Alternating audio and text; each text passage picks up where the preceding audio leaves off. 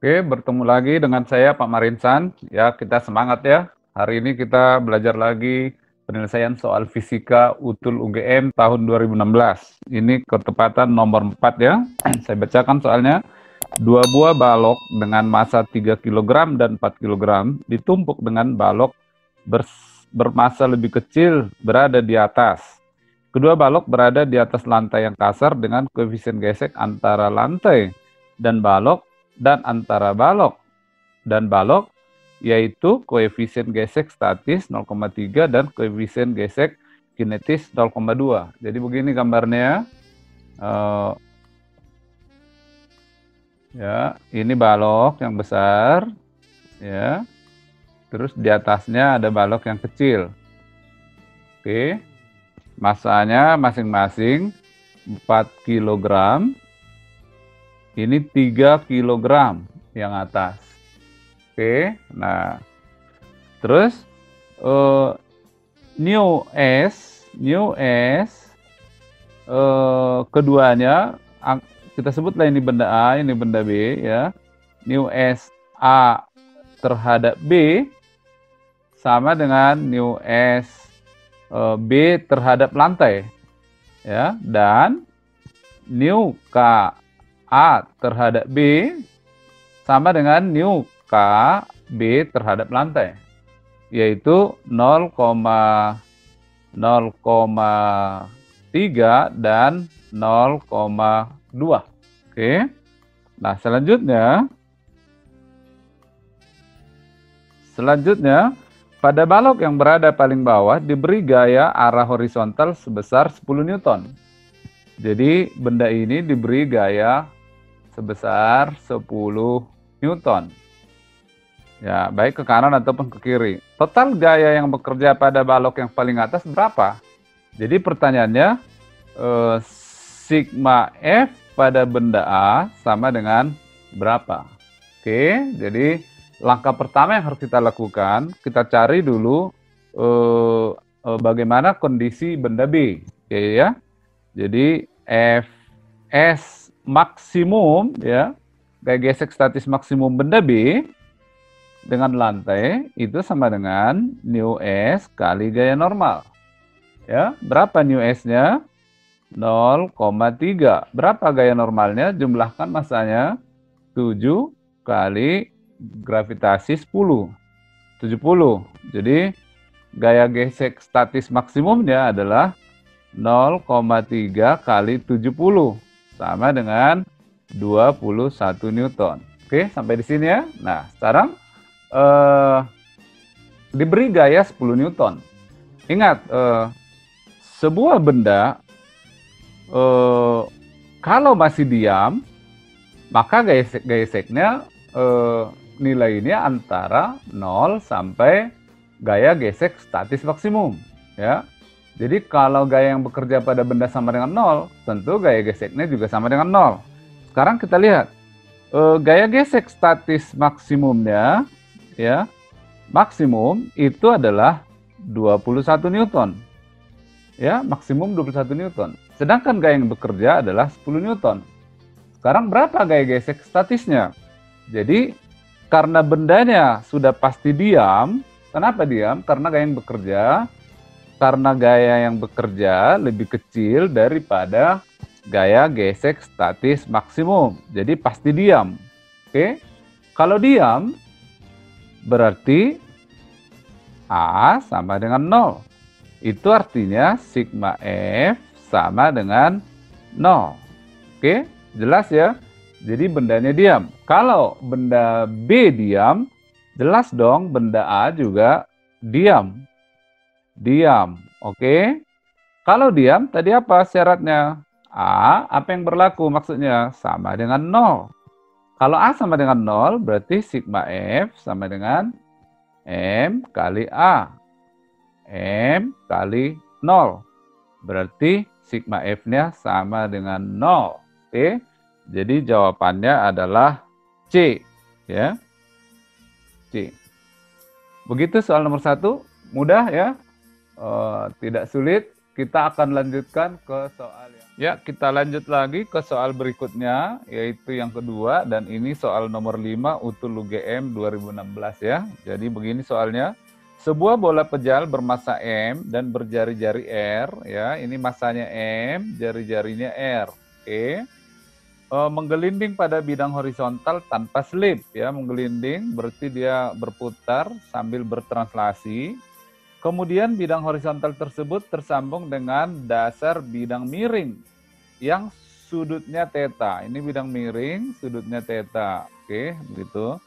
Nah, ketika bola mulai naik ke atas bidang miring, kecepatan awal V0. Jadi ketika bendanya ada di sini ya, bendanya ada di sini, ini adalah V0. Oke. Jadi kita memperhatikannya mulai dari sini. Asumsikan gerak bola menaiki bidang miring tanpa slip.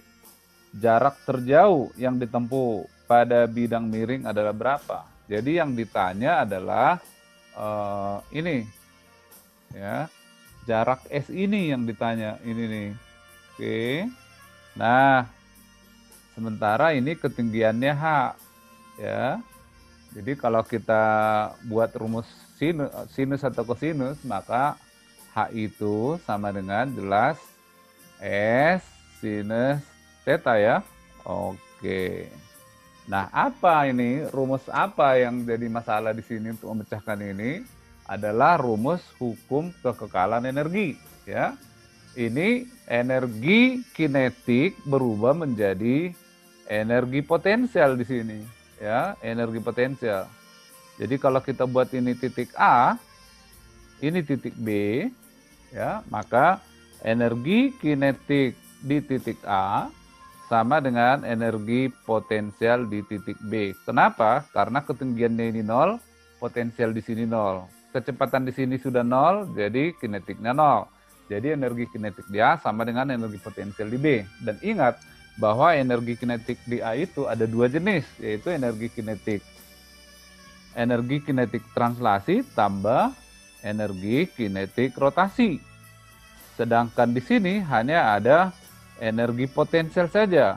Oke, kita lanjut. Apa itu energi kinetiknya?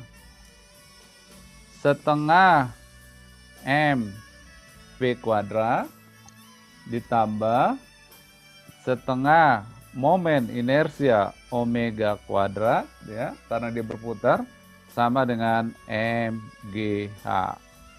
Apa itu momen inersia? Untuk bola pejal, momen inersianya 2/5 mr kuadrat. Ingat itu ya. Maka kita lanjutkan. Jadi setengah mv kuadrat ditambah ya setengah 2/5 mr kuadrat ya kali omega kuadrat. Ingat omega itu ya, omega itu adalah V/R ya. Jadi omega kuadrat adalah bisa kita tulis V kuadrat per R kuadrat ya, sama dengan